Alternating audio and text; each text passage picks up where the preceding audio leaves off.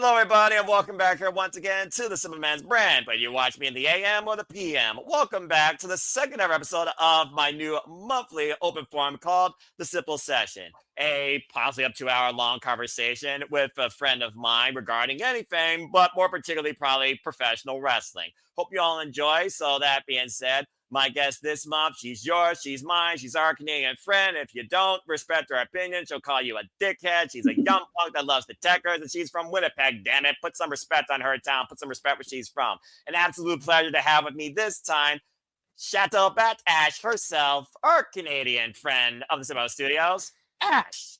Ash, it's wonderful to have you. Onegashi. Of course, people that know Japanese wrestling know, of course, what that means. Of course, the commentary always does that.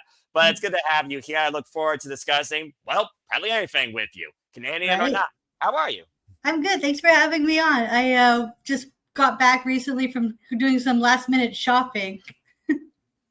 Mom's making meatloaf. We have a little system going. I go grab the food. She makes the food. See, it's the opposite with me. I go grab it. My mom makes it. And ironically enough, that's literally what my mother and I had this past weekend: meatloaf and baked potato. So get out of my head. I'm probably taking some of that leftovers tomorrow. But nice.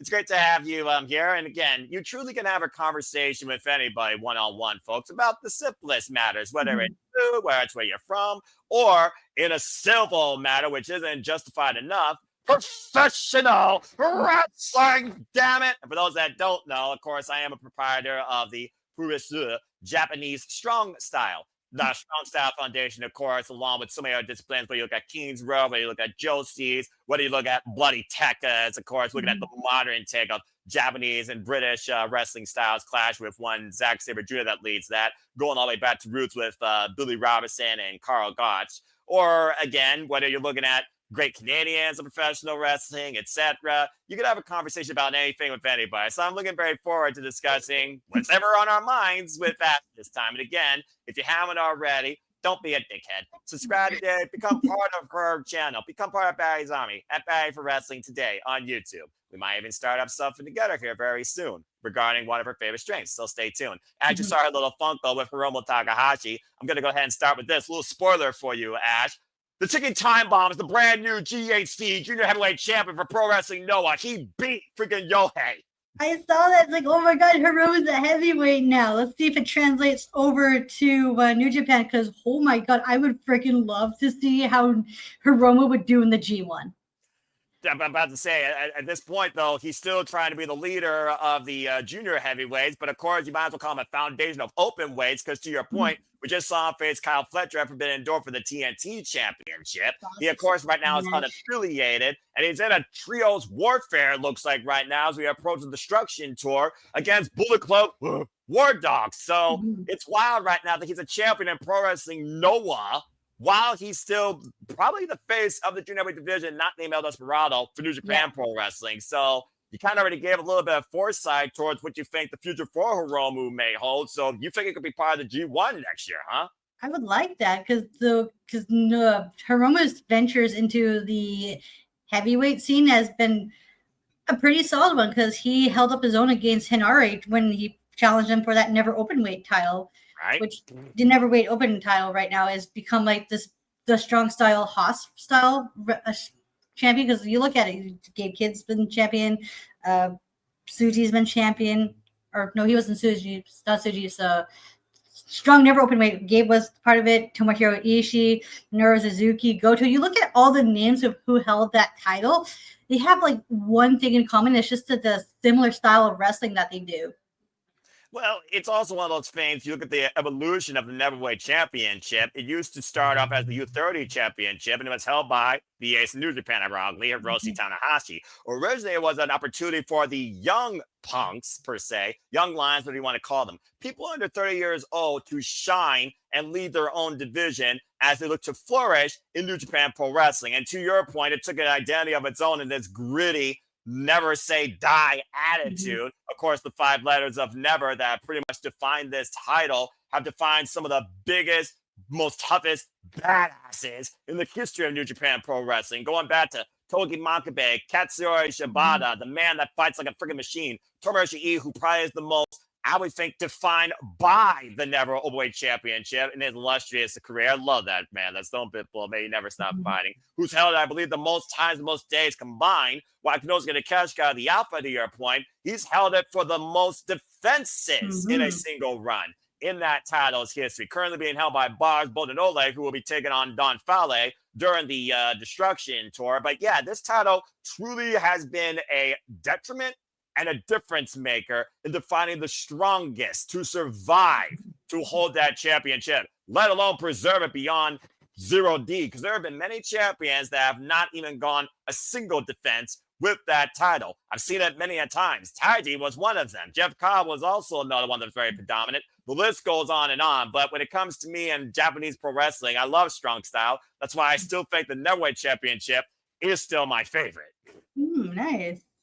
My favorite title used to be the Intercontinental title, but that's since fused with the current IWGP Heavyweight title, which a lot of people nicknamed the Cody Rhodes neck tattoo title. Gee, I wonder why. I mean, you look at that title. Doesn't it not look like Cody Rhodes' neck tattoo? It does. I saw the meme the very first day. Kota Ibushi combined, the strongest and greatest. You're not freaking wrong. And I will still say to this day, I will die on the hill when I say that the IWGP Heavyweight Championship version 4 title is the most prestigious and beautifully designed title in professional wrestling history. That title is so beautifully designed. And like, you look at the people who's held that title, it's just like, oh my God. What? Well, Kazuchika Okada defined it for practically 1,800 days, 700 plus days in the single run. Hiroshi Tanahashi, of course, who owned the Tokyo Dome with that, after taking it off, of course, genius of the ring, Keiji Muto. You talked about, again, geniuses that have held that championship. Shinsuke Nakamura, and, of course, Tetsuya Naito, Tranquilo. I mean, the list goes on and on and on, but the most predominant names, that's pretty much a who's who that held that championship in its form then right there, before it was converted into what Kota Ibushi had a vision for, combining the strongest and greatest championships, and the rest is history. It's almost kind of redefined when you look at the outlook of New Japan Pro Wrestling to a degree, kind of what the top championship is. And that's probably why they brought the Global Heavyweight Championship into fruition, because they want that Intercontinental Championship. To this day, it still irks me. People like Tomoshi E never got a hold of that title. Now he's the Strongweight champion, but of course he hasn't defended that since the last U.S. show, because that's the U.S.-based title. But he is going back to Japan, of course, to defend the Heavyweight Tag Team Championships against Bullet Club War Dogs' newest soldiers. That was recruited at the end of the G1 finals, which is because when you look at the tag division, I'm looking at it and I'm like, who are the tag teams in this division? Like, what are the tag teams? Because I've been so out of the loop. I'm like, oh, who's the tag champs? What's the tag division? The heavyweight tag division, to your point, is a little bit questionable, because we don't really know what the depth is. I mean, Grito Khan and Kyle Newman, they were the previous holders, unaffiliated. Maybe Yota Tsuji and Shigeru Takagi, who of course tagged together for a duration, could possibly be a tag team. Hontai, which merged basically chaos into them. There's a who's who across that entire plethora of talent that could be heavyweight tag team champions. And even for that matter, Drew Maloney, who's a heavyweight now on Bullet Club War Dogs, but I guess we saw David Finlay bring back those two men, the Knockout Boys, as the heavyweights to carry the tag titles, or at least pursue them. So yeah, there's a lot of rebuilding to do, but I'm sure we'll get more of an identity of that, to your point, with the World Tag League, of course, that happens in the end of the year, as always. Because, of course, we got World Tag League, Best Super Juniors Tag League, King of Pro Wrestling. Yep, King of Pro Wrestling. And, of course, right now we're on the road to destruction, of course, in Sapporo and Kobe. We know we got Ren Narita versus Zack Sabre Jr. for the IWGP Heavyweight Championship. So let's talk about Zack Sabre Jr. for a little bit. Good Lord, what the hell of a renewed run for this dickhead, being full-on dickhead. Since being a Roki Gogo at Tanahashi Jam, coming this close to being 2-time consecutive G1 Climax champion, and also the first man since, I think, 2000 to actually win the G1 while he was champion, only to be thwarted, literally, in, I believe, the semifinals. It is one of those things, though, Zack Sabre Jr., again, he's had quite a run so far in his second time, where it's not about them, it's about proving that why he's the best technical wrestler on the planet, dickheads. He Yeah. proved that at Forbidden Door, of course, when we covered, shout out to Lots of Crews, go check him out, Rage of Wrestling today. This will be uploaded, by the way, for those that are wondering. We're recording this on Monday Eve, September the 8th, around 6 p.m. Standard Time, but you are watching this the next day. That's all right. But that being said, yes, that's Jimmy Jr., of course, who just defended the Forbidden Door against Nigel McGuinness in the Dream Techers Classic. So we're talking about, strong style, but let's also talk about another foundation professional wrestling, scientific wrestling, technical wrestling. Talking about the roots going all the way back to the likes of Lou Thez, Carl Gotch, Billy Robinson, true trailblazers of technical wrestling, Bret the Hitman Hart, Bryan Danielson, arguably the best technical wrestler on the planet, violent artists like Shayna Baszler, Kyle O'Reilly, Marina Shafir, Serena Deeb, Deanna Perales. Look at you, Of course, in the pure tournament, pure wrestling being a foundation of scientific wrestling. But when you look at Japanese wrestling and merging styles and bringing a modern twist to the classic, Zack Sabre Jr. personifies that, and he beat one of the greatest to come out of the UK, including the former Ring of Honor Real Pure champion, Nigel McGuinness. So, looking at your foundation of scientific wrestling, thinking about people that I just mentioned, the match we've seen this year, your boy, Zack Sabre junior What is it about scientific wrestling that you find so fascinating, and why is Zack Sabre Jr. your front runner in that? So when I first started getting into wrestling in the Ruthless Aggression era, one of the few people who captured my eye was Kurt Angle, Eddie Guerrero, and another Canadian wrestler that we can't name right now because, he did something really, really bad. The person, yes, the wrestler is still great, but I know who you're talking about. And honestly, I don't mind if you disclose that name, but that's entirely up to you. Simple Session does not yet. There's something about technical wrestling that I find so, I don't really know how to explain it words, but it's just so captivating, and it's not like anything I've seen, because it's just like the way they like not only get out of holds, but put other people's into holds, just like the way it's just the fluidity of like going for like doing moves and just not doing moves for the sake of moves, just like picking apart a body and having it play into effect for your finish. Especially when your finisher's like an arm bar or like a leg lock or any type of like martial art style submission hold. It just makes you go, what the huh? What? How that happened? Well, I mean, people have literally, gotten a literal marquee from that. Talk about former King of Pancrase, Minoru Suzuki, and to your point, I'm a guy that likes chess. Maybe one of these days we'll literally do a podcast while playing chess somehow virtually. We'll figure that out. I don't know. But I'm sure you'll probably find a way to put me in checkmate because I haven't played chess in years. But I've always had a foundation. Well, there you go. I can teach you a thing or two, maybe. I've always had this foundation, and scientific wrestling is a foundation, to your point. I've always had this foundation for science and math, and looking at wrestling, pure wrestling, what we call scientific wrestling. I go back to the likes of Ricky the Dragon Steamboat and Ric Flair during the late 1980s. Thank you, Jeff Meacham, by the way, for that history lesson. Appreciate you always, you historian. But yeah, I can understand where you're coming from with that because it's more of a study. It's a respect. It's an analysis. We're not even judges, but in a way we kind of are. We're our own critics. I look at Ring of Honor when I fell out of WWE after a bit of ruthless aggression kind of took place and it fell to the wayside to become reality. Ugh.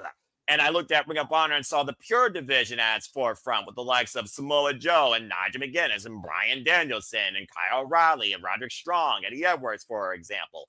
And then New Japan and Japanese Pro Wrestling Noah, for example. And people like Sonata and Zack Sabre Jr. still go back and watch Wrestle Kingdom 14. But it is quite fascinating how you can manipulate a human body to a point you can find it conjointed and still find a way to unlock and further unravel it. Stretch it to on the point of no return, and yet still find a way to bring it back to its form. And of course, Billy Robinson always said, if you can't tap out a man in 6 seconds, change the whole. And of course, we see that mental clock in Zack Sabre Jr. all the time. But I really do get that and appreciate that. I mean, Gunther, he's a throwback on Orthodox technical wrestling as it gets. Pete Dunne, the bruiserweight, body joint manipulation, freaking 24/7. Talk about, fundamental holds. Dean Malenko, man of 1,000 holds, armbar, Fujiwara armbar, cross arm breaker. Of course, you look at Taz, look at judo, and other martial art disciplines that go into that type of stuff. Juji Katami, Kata Hachime, for example. It is one of those things to see how you break a man's will to the point they tap, or to the point the resilience finally fails them and they pass out. They're unable to submit, but they're unable to continue. And I've always found that fascinating to a degree as well. And you look at people that go beyond that, strive for that so hard, but you look at today's wrestling, you got to appreciate the fact that you got to be flexible, that sometimes that's not always the way you can win a match. You have to break that mean. We've seen Sachi beat people, for example, now lately with the Saber Driver or roll up. Hell, he beat Brian Danielson in Osaka with that last year. Yeah, because it's not about like sometimes it's not about tapping out the person. It's also about outsmarting your opponent and surviving. And I've heard Zack Sabre Jr. describe how technical wrestling is kind of like smooth jazz. But when you really like, think of it, it's also kind of like one of those old school slasher horror movies where the person is trying to survive the monster. Exactly. Doing like any means necessary, just like how the monster is doing anything necessary to beat down the opponent. And the best way for me, the best example of that is when Zack Sabre Jr. is wrestling Shingo Takagi. Yeah, that's just straight up power versus technical ability. And Zack Sabre Jr. needed to match that power. The fact that he beat him after healing Last of the Dragon, somehow have enough counter awareness to your point, trap him in a pin. Capture pin situation, whether it's crucifix, whether it's a small package, or whether it's with a Yuta for the seatbelt, for example. Hello, Chris Statlander.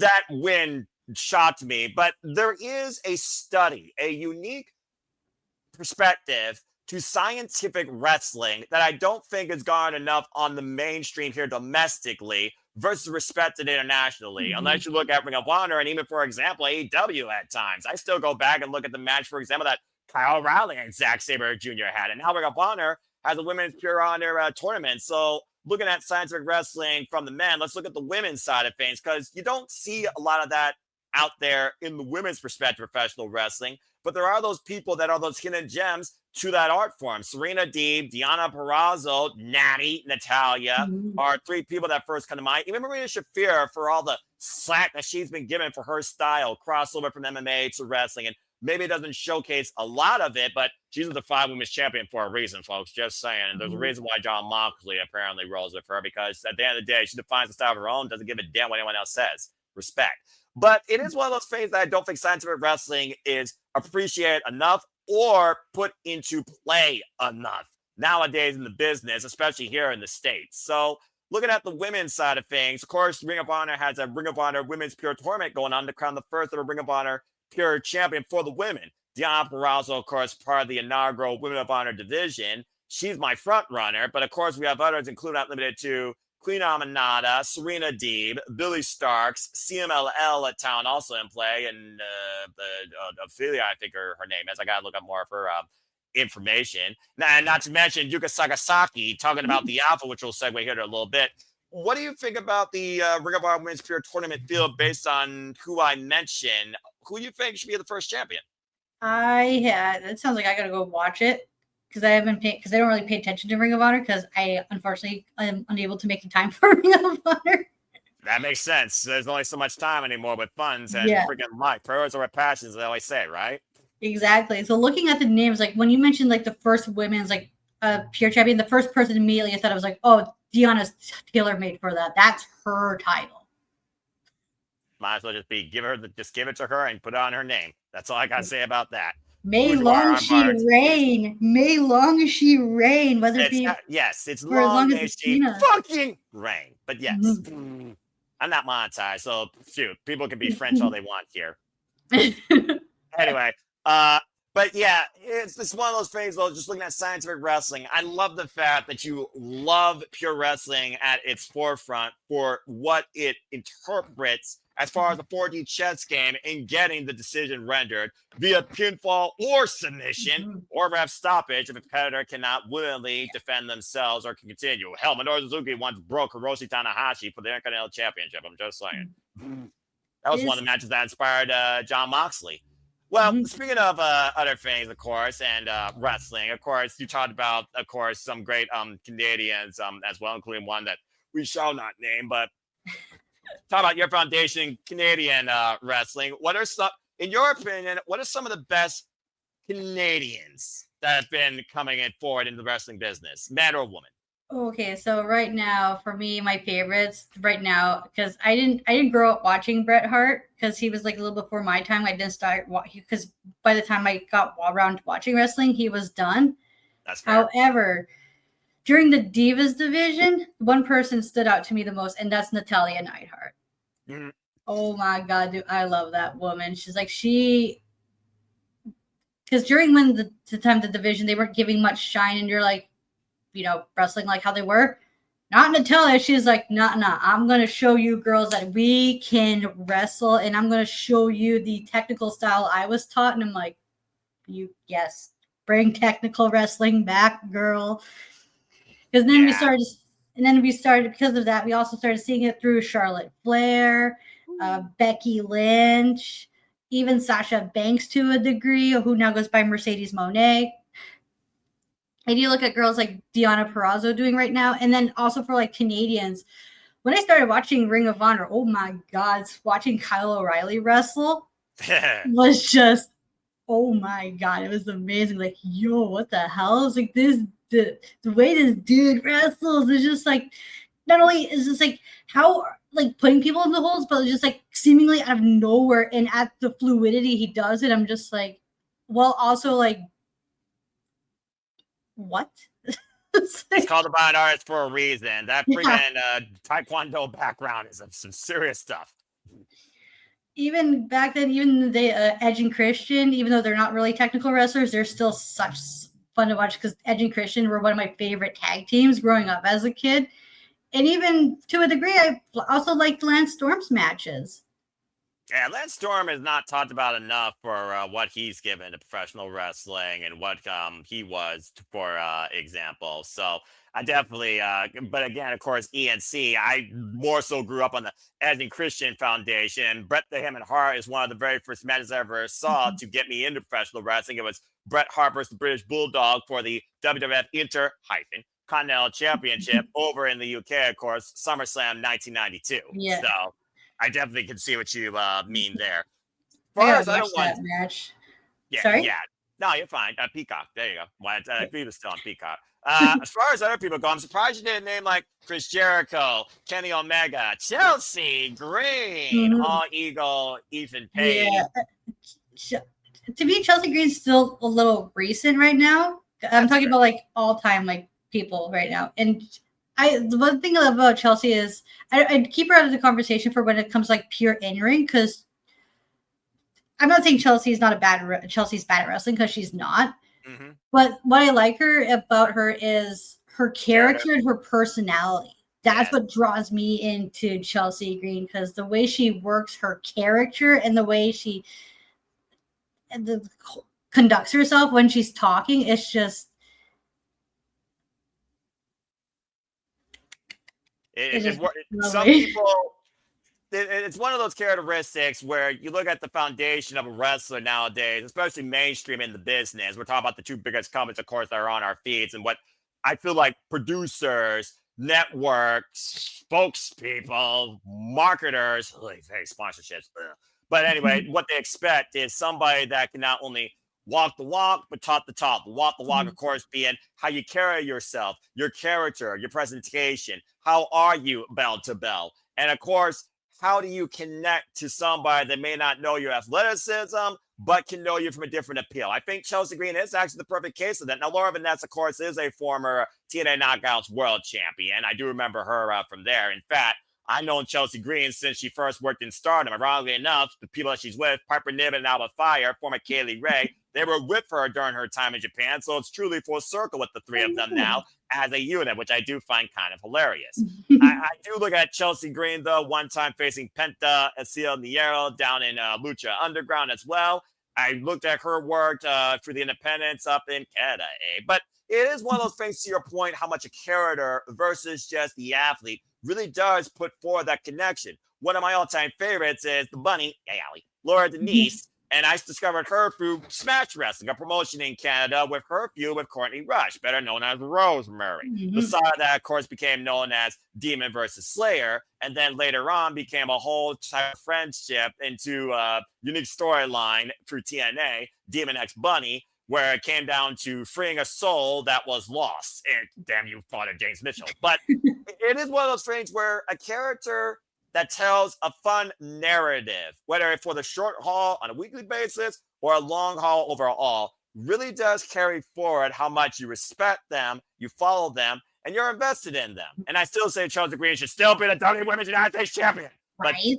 that's just a whole different conversation. So just saying, Kenny Omega, of course, who's a heavy Japanese RPG guy, of course, it was his incredible pro wrestling that carried me for him. Hell, I still go back and watch Wrestle Kingdom 11. Him and Kazuchika Okada was the reason I basically lived, eat, sleep, and breathe now off New Japan Pro Wrestling, if I'm being honest here, for multiple reasons. Same. It's funny how you mentioned that, because that's how I got into New Japan Pro Wrestling, was through the Omega Okada match from Wrestle Kingdom 11. It was one of the first times I go on Twitter and people were just like blowing up about this match. I'm like, you know what? I'll see how it is, because people were like, oh my God, this is match of the year. I'm like, okay, you relax. Okay, the year just started. All right, wait, give it a few more months and then come back to it. And I'm watching the match. I'm like, wow, this is really good. Yeah, I like this guy. He's good. I like both of them were good. Like, although it's me, I was more drawn to Kenny Omega, because not just for the Winnipeg connection, but because of the way he wrestled too. I'm just like, it's just like, I wouldn't say he reminded me of someone, but he was just like, the way he wrestled was just like, not like anything I've seen before, like for quite some time now, which is another going back to it, which is so the reason why I was so drawn to Zack Sabre Jr. when I first saw him in the Cruiserweight Classic. I was just like, so here's a funny story. So I've first heard about Zack Sabre Jr. in like 2015 and 2014 because I watched a lot of YouTube reviewers, and his name would mention up, but they wouldn't say where to find him. Right. So I'm sitting there going like, okay, this is a cool name. And so then the Cruiserweight Classic comes around, and I sure is like, oh, Zack Sabre Jr., that's a name I've been hearing about. I can't wait to see him. So they do the roll call. I'm like, okay. So he's an Englishman. Okay. And I look at him like, oh my God, you're freaking tall. Skinny, lanky man like me. Good grief. Right. And I was like, oh my God, you look like you have the same body mass as I do. Because I was like quite the thin girl then, because I'm a little bit on the hefty side right now, but you can look on my Twitter, Shadowbat Ash, just pictures of me very thin in a 21 Pilots shirt and an Undisputed Era shirt. What a combination. Right?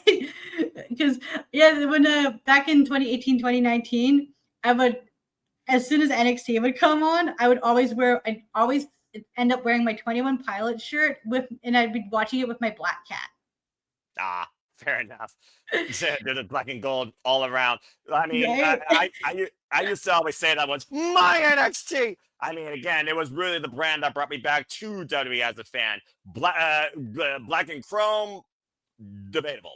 But there's some good in it there. Again, I don't do like apples to oranges, but I do think there are foundations to all of us as fans that we do carry with us for life and hope to see again if it does pass. I mean, again, black and red for life. NXT UK was one of my favorite things ever in professional wrestling, damn it. But it is one of those things, though, that, again, as the business evolves, we have to try and evolve it as well. And some people just can't seem to do that, either talent or fans or analysts for that matter. It's one of those things that I look at the business right now and the scope of it and how people still are so blinded from what it actually offers from the talent standpoint versus the company standpoint, the whole quantity and quality debacle that is the business route. You got people under 18 that have so much potential here and can't get a spot unless they're literally on some sort of independent show that barely is feasible on Triller TV with their budget.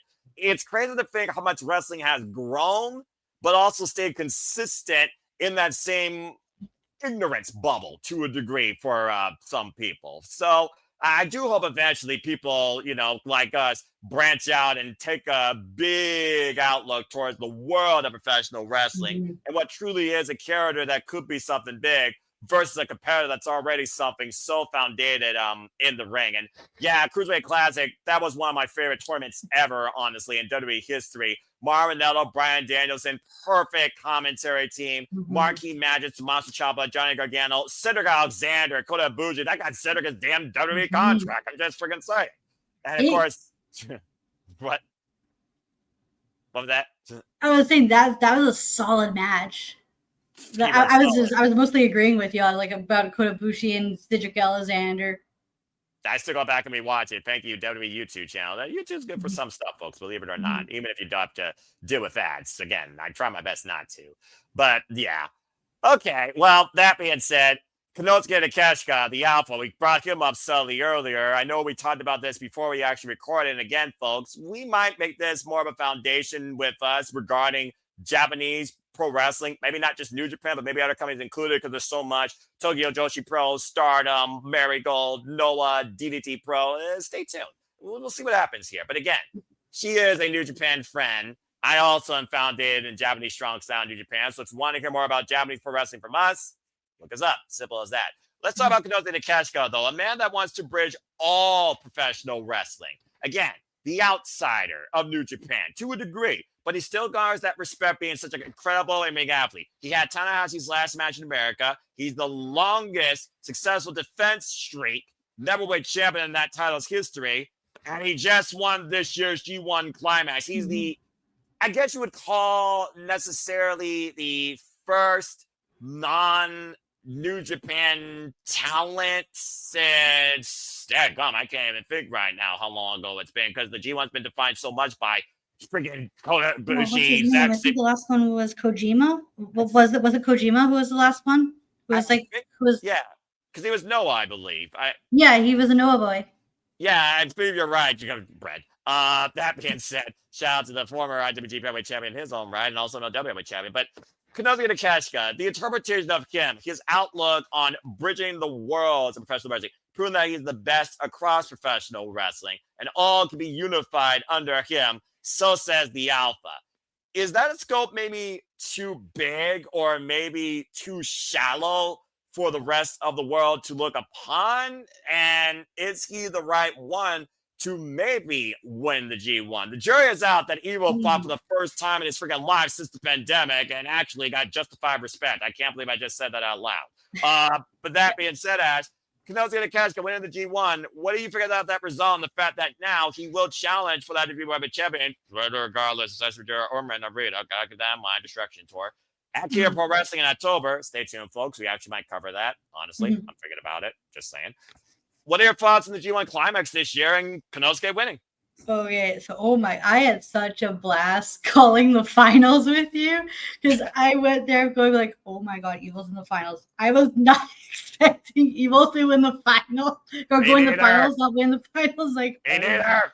Show you the Susie. Because the way the match was structured, it was everything it needed to be because there was House of Torture shenanigans, and they got that out the way, and then.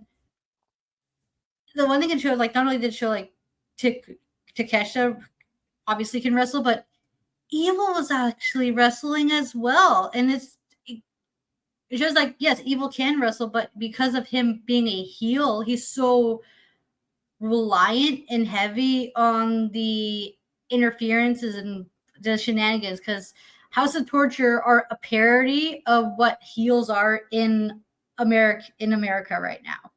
Not this Carly, though. Dadgum. He actually wrestles more, and Saya Kamatani's been the world strong champion since freaking December. And the way it works is just like as the match progressed, you can see the local Japanese crowd start to get behind Takeshita, even though they see him still as an outsider. Because when Takeshita won, there was still quite a bit of Japanese fans that were upset about Takeshita winning because even though in that moment they won them over, but they come to the realization, oh, he beat one of our guys. This is an outsider coming in, entering and re-entering as he pleases, because we rarely see Takeshita in the tours that they use to build contenders with. He's just there seemingly for like the tournaments, because correct me if I'm wrong, was Takeshita part of the New Japan Cup? No. He wasn't. Okay. So yeah, that's another issue too, because a lot of people are like thinking like how he's not there for those major events. He's just comes and seemingly coming going as he pleases, and that just doesn't sit right with the local Japanese fans, because that's why they were like so heavy on Evil, because not only did he grow through the system, but he was there week in, week out on the tours. Yeah, I do understand that foundation of the Japanese wrestling landscape so partisan to those that are actually there in their respective companies if they follow that that faith. So I can understand what they mean by that. But yeah, Konosuke Takeshita, he was involved in the New Japan G1 Climax this year and last year. He has not been involved at all in the New Japan Cup. And truth be told, he has been there defending the Neverweight Championship on a consistent basis. But it is one of those things where you want to see somebody dedicated to your company, to their growth, to the prestige they hold themselves to as we're the best wrestler. Gee, where have I heard that, though? I'm just saying. And again, jury is out. That's a whole different conversation. We might talk about subjectivity. Well, subjectivity is professional wrestling. Damn it. Yes. Simple as that. But it is one of those things that, yeah, again, originally in DDT Pro, and because New Japan didn't give him that moment, and Tanahashi said, "You'll always be in my shadow." He, of course, buried the hatchet with that, given Tanahashi's last match, of course, though, at Windy City Riot. He, of course, went on, like I said, to be a very notorious Neverweight champion, and now won the G1. And I do think that Konosuke does value New Japan, but it would be something to see Konosuke hold the IWGP Heavyweight Championship in a DDT ring, in an AEW ring, in the Tokyo Dome, representing AEW, DDT, and New Japan Pro Wrestling at Wrestle Kingdom 20. I'm just saying. Yeah. So there is that aspect there, though, that I do think some people, even in the Japanese wrestling landscape, might look forward to that. And the jury is out. Do they also still hold Zack Sabre Jr. truly as one of their own? Yes, he claims that this is his. Yes, he's claiming Japan. Again, though, he's British. And he still is very founded on that British wrestling style. So I do think there are different facets to both men here when it comes to them being the leaders, being the outlook to New Japan Pro Wrestling, while Konosuke wants to more so be the beacon that bridges all of Japanese professional wrestling and the world with it. I think it's more so the fact that one has a more singular-minded objective on the foundation of wrestling, while the other one has a global perspective on the world of pro wrestling that has also made the Japanese audience particularly very partisan in their subjectuality, as you were pointing out. And that's the thing. I think what they were trying to do with also with the G1 final match, they were trying to get Takeshita as like be like this baby face, because the best because the New Japan booking team has like, how do we get this baby face over? Let's have him feud with House of Torture, and usually like 8 times out of 10 that usually works. Yeah, I'll give you that. And for me, for Takeshita winning the G1, I don't really have an issue with it, because given what the options were, because yeah, Evil winning at the same time, yeah, he's a homegrown New Japan person, but at the same time, he's good at like making like getting the babyface over, but not in the main event level, because the fans, both Eastern and Western, are starting to get sick of House of Torture, because they've been pushing them way too heavily. Like, I even heard people compare House of Torture to the Death Riders in AEW. I know, it's that bad. That's sick of fucked there. up. Right? The Death Riders actually friggin' wrestle. Even if one looks like a friggin' Sishu. Anyway, okay then. Wow. I know, it's the crazy comparisons wrestling fans make sometimes. But yeah, so Takeshita winning, it creates it's like a unique dynamic between like the Eastern fans and Western fans of New Japan. But at the same time, it's just because Takeshita winning is just like, I'm fine with, given what the other option was. Right. Especially because for me, I have this theory that I don't think Takeshita was supposed to win the G1. I agree. Because during the Tsuji Evil match, they had to call an audible because they weren't sure how severe the head injury Suji had, and it's just like, so that's the way they had to get Evil go in the finals. So my guess was that they were supposed to have Suji versus Takeshita in the finals, and then have Suji win and go on to face whoever the IWGP Heavyweight Champion is going into the Tokyo Dome. Because I don't think Suji was going to cash in his opportunity at King of Pro Wrestling. And it's a funny thing is like, did Takeshita choose to cash in his opportunity at King of Pro Wrestling, or was it something that the company kind of like made him to do? Because if Suji were to win the G1, we'd still get Takeshita versus Zack Sabre Jr. at King of Pro Wrestling because Takeshita won the right to challenge Zack by beating him to make the finals. Correct. Well, you did talk about the booking committee, but last I checked, the G1 Climax champion usually dictates, of course, the road to challenge for that title. And of course, prior to last year, when Zack Sabre Jr. was the one that broke the tradition, it was defending your spot, the right to challenge the IWGP Heavyweight Champion after beating those that beat you during the G1 Climax. Now it seems like we're fast forwarding that pace for whatever reason. It does make me wonder, though, what is the rearranging of tradition doing, where New Japan right now is trying to literally crop and grow this new generation to be the foundation of New Japan Pro Wrestling. We were talking about earlier, Uemura, Yota Tsuji, Ren Narita for what it's worth, David Finlay and his War Dogs, Jim Maloney, now a heavyweight. You literally have a foundation right now of people that could be the next generation of New Japan Pro Wrestling rivalries and leaders. Hell, Yota Tsuji and Uemura right now are right there at the top of that list. Yota Tsuji, Team Blast, wants to literally take New Japan global, but he wants to still be that foundation of New Japan Pro Wrestling. So I honestly don't know what to expect at Wrestle Kingdom 20 as far as who is going to be involved in the IWGP Heavyweight Championship as the main event, because I'm quite sure Zack Sabre Jr. is going to be in that right now because he just did it last year on back-to-back days, and the jury is out whether January 5th mattered more than January 4th because Shota Umino was almost like he's the only one left, and he was being booed out of the building. Yeah, that match. I will say about that match. Okay, for like Zack versus Shota Umino at Wrestle Kingdom this year. Yes. Okay, I'm going to say this right now. Okay. Go for it. Oh my God, do wrestling fans have such way too goddamn high standards? Yeah. I'm like, okay.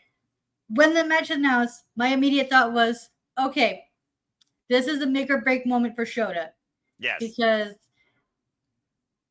I kind of felt the same way, where a lot of people felt that Shota Umino was being pushed too fast, too soon, because management felt they were ready, kind of like similar to like Roman Reigns was in like what, 2014, 2015, was it? Exactly, yes. His babyface brand that put him into oblivion.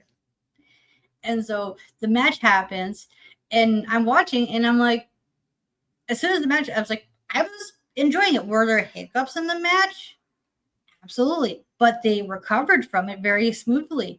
And it got to the point where it's just like, okay, I don't know if it was like nerves or whatnot, but you can tell Shota Umino was not quite ready to be in that position yet. I'm not saying he can't be. They're working on it, and Shota Umino is starting to find himself. It's just at that moment in time, he wasn't ready. And then I heard people crap on Zack Sabre Jr. saying like how in previous matches he was wrestling, he was carried by his opponents. And I'm like, are you for fucking real right now? Yeah, how many people watch Zack Sabre Jr. though also before that time? I do think more non-traditional fans of Japanese pro wrestling actually watch more so New Japan, particularly that day, because the most recognized day of the New Japan year, and also you get talent now from AEW, which more people here probably recognize than anyone in New Japan Pro Wrestling. So again, I do think the jury is out. So yeah, that was a questionable choice right there. But I do think the second chapter has breathed new life of respect, but also a humility in Shota living in the now. versus promising so much what hasn't happened yet because he can't guarantee what's to come. But at least he can do his best now. And I think it has garnered that respect and that trust back in the fans as well. So again, what Zack Jr. does right now in full dickhead mode on the road to Wrestle Kingdom 20, if he is still IWG Pro Champion, considering he's got Ren Narita and Kenoza Takeshita right now breathing down his neck, and possibly to your point of Yota Tsuji, jury is out. So we still got, of course, 3 months and some odd days to go. And of course, not only that, we got to think about Wrestle Kingdom 20. It will also be Hiroshi Tanahashi's last match ever. Period. As of course, we're on the final road of kinship. We just saw him face Blue Justice, Yuji Nagata for the last time on Blue Justice. And you figure about the people that he's faced pretty much in this entire road right now, like who's who of New Japan vets, New Japan current, those people he sees the future in, including Uemura, for example, Gay Kid, who's a fucking madman. I do wonder, though, what should be Hiroshi Tanahashi's final match, let alone in the Tokyo Dome. Have you thought about that aspect at all, Ash? And if so, who would you put in that spot? I've come up with 3 names. I thought of Yota Tsuji, because who they've been pushing heavily, because when he came back from Excursion, they immediately had him in the main event scene for the I Challenge Sonata for the IWGP Heavyweight title. And how they've been booking him as global champion. Right. I was thinking of Uemura, who works kind of similar to Tanahashi, where he has he takes the basic fundamentals and makes the best out of them and the most out of them. Because Uemura is the perfect example of it's not how many moves, it's what you do with the moves. Well put. And of course, he did beat him for the first time during the G1. Major win for Uemura in his career. And another one I thought of, maybe this might be a little too much, but it's such a New Japan thing to do. Have Shota Umino beat him, because they're building Umino as the next top babyface, and they have the heavy comparisons against with him and Tanahashi. Even though a lot of people don't think Umino is in that role, quite ready to be hold that mantle, like the Okada Tanahashi role, where he's the ace of New Japan. He can get there, but he's not quite there yet, because even though he's found himself, but he's not quite ready yet for because of the pressure, especially of what happened at Wrestle Kingdom, in which I will say this for the fans: if you were going into having Umino versus Zack expecting to think you're getting something like Omega Okada, Okada Tanahashi, Okada Naito, that's on you for placing way too high of expectations for Shota Umino, knowing the type of performer he was at that time. Yeah, I'm about to say, he wasn't even I think, 2 years fully into his return back from Excursion, and talking about, of course, returns from Excursions. All those people you mentioned, they literally all came back from Excursion in their own identity to lead their own way in New Japan Pro Wrestling. But I'm just going way out here. I know this is probably impossible, but honestly, based on again, you literally just named his rival that took the key almost from the Tokyo Dome. Beach. I want to see Tanahashi versus Okada one last time, honestly. That'd be pretty sweet. One final bow on their rivalry that they've had for how many years?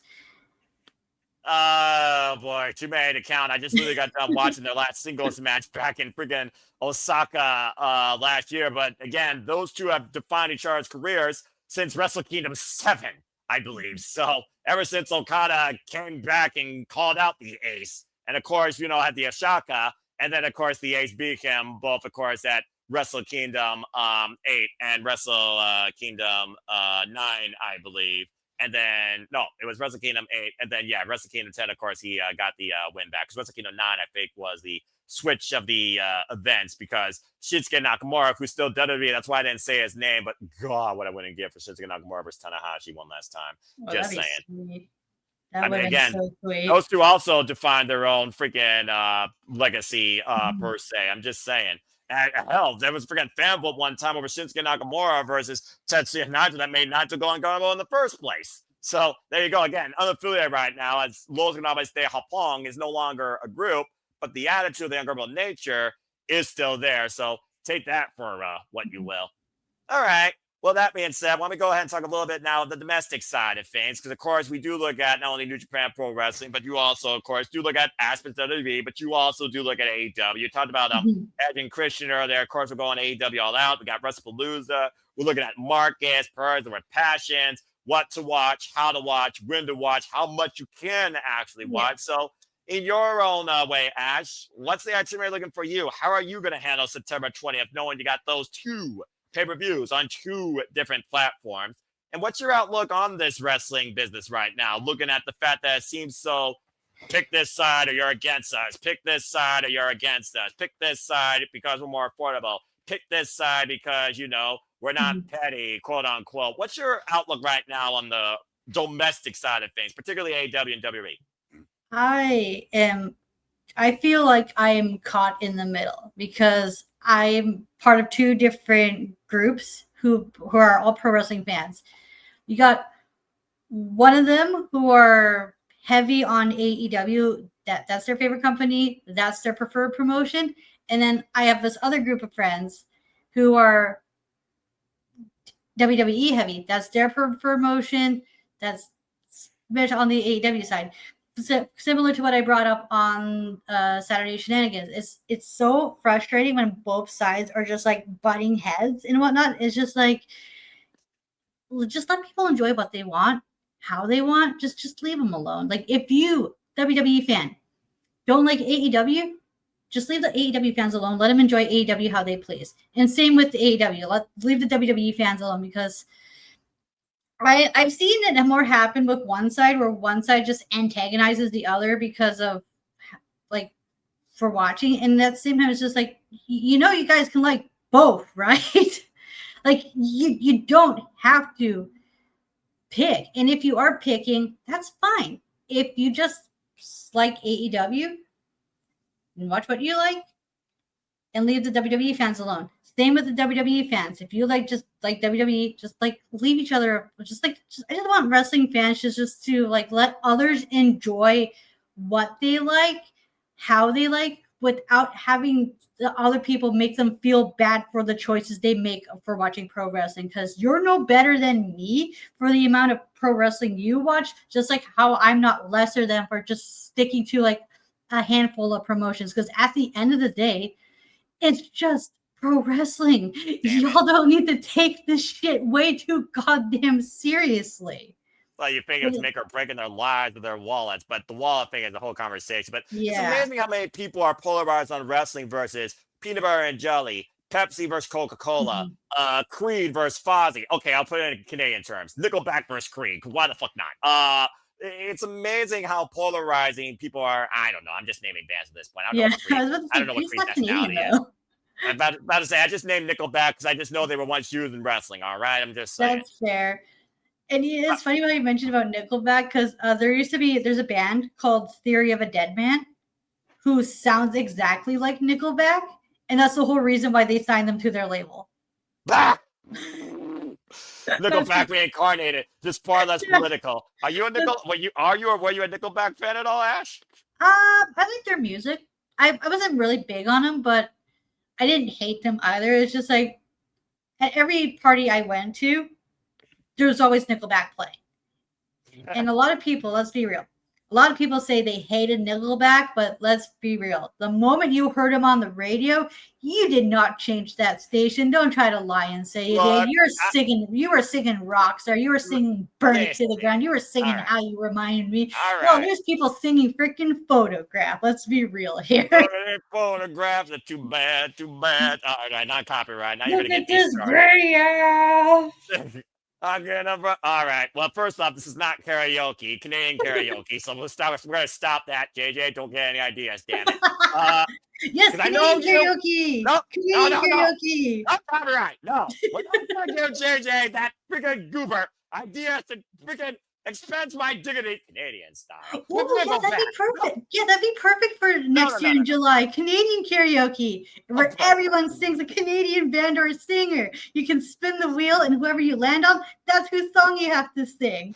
Okay, we're gonna make sure that Jada does not hear that bit. All right, we're not gonna sidestep that at all. We're gonna make sure Jada does not hear that bit. Damn it. But yeah, I mean, look, I listen to all sorts of music. It's like my thing about wrestling. I've listened to everything from Nickelback, Three Doors Down, Creed, Baroness, freaking I Prevailed. I mean, 90s rock, early 2000s rock, alternative. It's where it was at. And yeah, I remember Burned to the Ground. It was one of the only raw themes I cared about outside The Energy by Shinedown. Okay, now people are going to learn to like music. This is going to turn a music podcast if I'm not careful. But yeah, it's crazy though how partisan the wrestling community. I'm not going to put the I in front of it because I just think it's ridiculous. It's just a freaking foundation where you can speak your mind and feel that you're right when you're not. Wrestling community is so split. It's ridiculous. No worries. And again, you know me. I've said it verbatim with you directly, all right? And this whole idea of sensitivity, when you don't have an opinion that agrees with somebody else, and all of a sudden, you're the bad guy. I'm the bad guy? What? Have you looked in the mirror lately? I look at everything. Why do you think I'm going to call both Wrestle Blues and AEW all out the same damn day with my friends? Damn it. Because I do love professional wrestling. There are good aspects and bad aspects with both. Hell, there's a freaking conversation coming up on the review. We're going to talk about MJF's booking. Questionable, mid. Is he being basically held in place? Is he on the verge of being buried? Okay, now people are just taking things way out of context. And at the end of the day, are you the guy behind the pen and paper? Do you have a 403B? Are you controlling what a wrestler's doing in the business? As long as they're getting paid, who are we to judge? As long as you're enjoying what they're doing, who are we to judge? You want better for them, that's fine. But your opinion is not going to change a booker suck at the end of the day, despite what Triple H says about, I'm going to give the world what they want. That's why we got Cardi B at SummerSlam, right? But anyway, whole different conversation. Just saying. Cardi B, questionable. Anyway. Human beings questionable too. Yeah. But yeah. But at the end of the day, Ash, I mean, again, like I tell you all the time, it's up to you who you engage with, and it's truly up to you to interpret who is a friend and who could be a foe. And that's a game show reference for you folks, in case you don't know. So at the end of the day, just enjoy life and enjoy wrestling. It's always what I live and stand by. And I hope other people can learn to honestly just interpret wrestling and life that way. And after this conversation, Ash, I hope that you continue to do so, because clearly your foundations in New Japan, scientific wrestling, Canadian greats, Canadian unknowns, music choices aside, and overall just a open outlook and how to handle professional wrestling and life is definitely why I regard you as a great friend in wrestling. This has been an absolute wonderful conversation. I know we definitely need to do this again, and based on what we talked about, hey, if you want to do it, I'm down. You're the one that made it, though. So you have to just come up with the name, date, and how we do it, because I'm absolutely down. And I do look forward to more of your scientific takes, not only during Watch Lunch Shenanigans, but also on your YouTube channel as well. So thank you all for tuning into this fun conversation founded on wrestling and just a positive outlook on the wrestling business in your choices, while it be damned. Ash, an absolute pleasure. Once again, where can the people connect and find you? You can find me on X, the app formerly known as Twitter, at ShadowBadAsh, occasionally talking, mostly listening in on the spaces, and on my YouTube channel, Batty for Wrestling. And again, don't be a dickhead.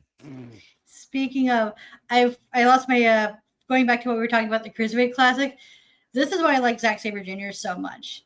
Because the first match I saw of him in that Cruiserweight Classic match, my immediate reaction was, oh my God, because his technical style like blew my mind. I'm like, how are you doing what you're doing? Because it was like nothing I have seen. Because at that time, Bryan Danielson was my favorite technical wrestler.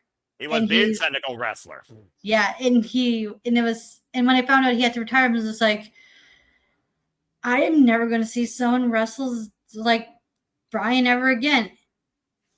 And then along came Zack Sabre Jr. I'm like, oh my God. And I'm like, wait, this guy's just, the way he counters, the way he puts people in the holes, just the style of wrestling. And I'm like, he's just so, it was unlike anything I've seen. It's like, oh my God, this is nothing I have ever seen before since Angle, Regal, and Danielson. Like, oh my god, he's all three of them enrolled into one, and he Benjamin Brooks, doesn't Nigel have. McGuinness. Yeah. I didn't know about Nigel McGuinness at the time, so I'm just Now like, you do. Clearly, after Forbidden Door, right. especially. But I mean, I'm like, you literally discovered Zack Sabre Jr. Put this in perspective. 9 years ago, he was 29 years old. Now he's 38 years old, and he's been involved in the business for 21 years. And then again, when you're trained by the likes of the genius of the art and pro wrestling Noah, Naramichi Marufuji, and also, of course, Japanese greats and Yoshinari Ogawa, you basically got a foundation for technical wrestling and what he calls bloody techers. There's a reason why he holds Taiji to such a regard, the Holy Emperor, of course. And that's why they were dangerous techers. There's also a reason why Minoru Suzuki brought him in from Rev Pro to be part of Suzuki-gun. So there you go. oh my god, oh my god, when freaking Minoru and Zach had like Rev Pro in like their grasp, I'm like, oh my god, not only They had the titles. They had the British Heavyweight Championships, while Zach was also the British Heavyweight Champion. That's what I was about to get. I'm like, oh my god, these two are unstoppable. Who's gonna stop these two? Is Well, there someone did anybody's going to? eventually. Yeah, I'm about to say someone did eventually. Of course, he's a 4-time champion, and of course, Will Ospreay beat Zack Sabre Jr. for the undisputed one of the greatest rivals in Zack Sabre Jr.'s. And of course, Will Ospreay holds the British scene in such a high regard as well. We'll definitely talk more about the British scene of wrestling next time we have a simple session. I definitely look forward to doing this again with you. And based on what we talked about, folks, stay tuned. You might get a Japanese-focused podcast of sorts. And if you haven't already, go check out what Chris Charlton and Walter Stewart does with the NJPW English podcast. Me and Ash might start something similar. We might come back here again with you at a simple session in the near future. We also might even cover upcoming big shows in pro wrestling, whether it's Destruction, King of Pro Wrestling, Power Struggle, or, of course, something else on the road to Tokyo Dome. I will guarantee you this. We will be covering one way or another January 4th, Wrestle Kingdom 20. And we also will bring a simple take after that as well, because, of course, Wrestle Kingdom sets up the entire new year of New Japan Pro Wrestling, followed by New Year's Dash, where absolutely anything can happen. And then we're off to the races in 2026. But that will be then. This is now. This is 2025. And this has been, yet again, another simple session with an absolutely wonderful friend, Arigato. Again, folks, you want to find more about me, find me in Foster 1916 for all things wrestling. Shout out to WFAM. Again, I'm always doing stuff. I got the simple sessions. You'll find a new conversation once a month. Is it with a new friend? Is it with a recurring friend? You have to wait and see. Of course, I now do predictions post-mortem of Papa Gino. Of course, who does the Noti Q review at times. Go follow Gino on his YouTube channel. He's an awesome dude. And of course, shout out to the most reliable friend in the Simple Bible Studios, Walter Cruz. So don't be a dickhead, but also sustain your rage if you choose. Like Tino Evans tells you, get it, God bueno. Go subscribe today at Rage of Wrestling. Again, get him that 200 milestone. Let's get that bloody dickhead to WrestleMania next year. God help his wallet. And again, more importantly, in the genesis of a YouTube channel, subscribe today to our Canadian friend Ash, your fellow strong style, technically proficient friend.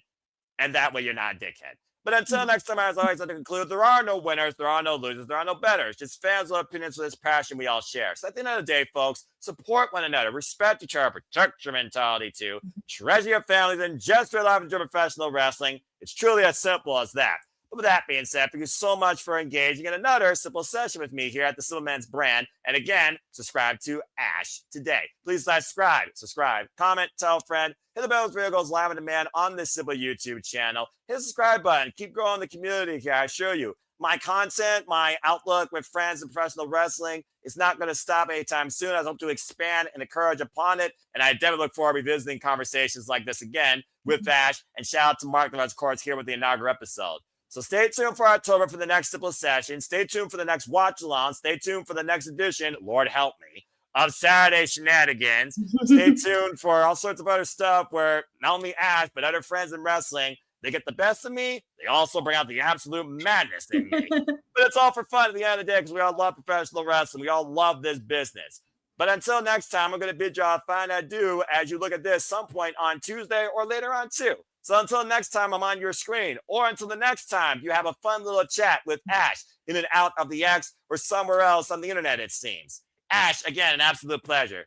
Make a positive impact in life. Have a good night, folks, and thank you once again for tuning in to the latest edition of A Simple Session. Have a good one. Gokigenyo, sayonara, bye bye. Ash, thank you once again. Been an absolute pleasure.